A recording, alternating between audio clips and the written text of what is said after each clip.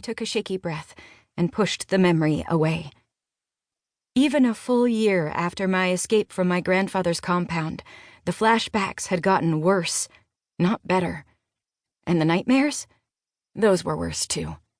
Much worse. Alice?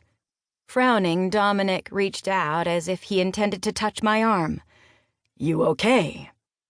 I moved away. I'm fine. He let his hand drop to his side and softened his tone. I don't think you are fine.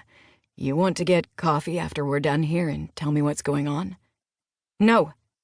I kept my response deliberately cold and short, so he understood I didn't want anyone prying into my life or offering sympathy. I needed my training hours, and nothing more. Okay, then. His expression hardened, and his voice turned businesslike again. Whatever's distracting you, box it up and put it away.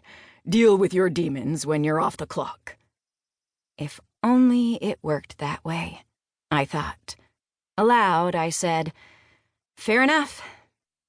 Even if I wanted to, what would I tell him? That I was plagued by flashbacks of years of torture by my grandfather? That I swore sometimes I could smell the old man's cologne, as if Moses was right behind me, ready to drag me back to Baltimore in chains?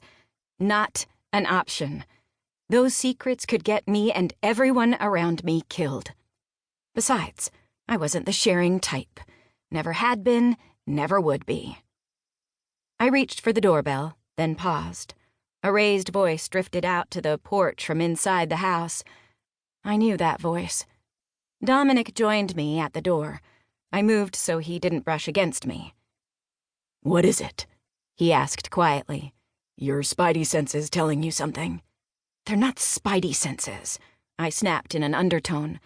Magic was all too real, not some comic book superpower. Listen. He pressed his ear to the door.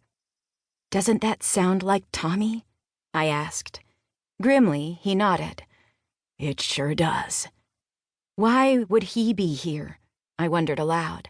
At a coworker's house of all places, and not home with his family. I don't know. Dominic's frown deepened. I can't tell what he's saying, and I don't hear anyone else talking. Where is Joe McIntosh? I hesitated. Should I knock? Call Tommy's fiancée and let her know we'd found him?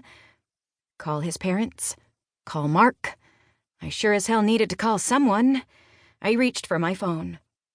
The door swung open, revealing a young man in jeans and a t-shirt splattered with blood. In his right hand, he held what appeared to be a bomb detonator. His thumb hovered over the button. His eyes glowed bright amber. Throw your phones and weapons into the bushes behind you, Tommy Detman ordered us, and then get inside. Well, shit. Once we'd followed his commands and given up our phones and Dominic's gun, Tommy took us to the living room and pointed at the wall. Stand there with your hands up. If either of you move 1 inch, I'll blow us all to hell. Grim and silent, we obeyed. Beside me, Dominic stood perfectly still with his hands raised. Tommy had caught us completely flat-footed. If we lived through this, our boss would have both our asses. The young man we'd spent the past 2 weeks trying to find faced us with his back against the opposite wall. Tommy towered over a semi-conscious man with blood in his hair. He was barely recognizable from the photos and videos his fiancée Hannah had shown us. He'd buzzed his blonde hair close to his scalp.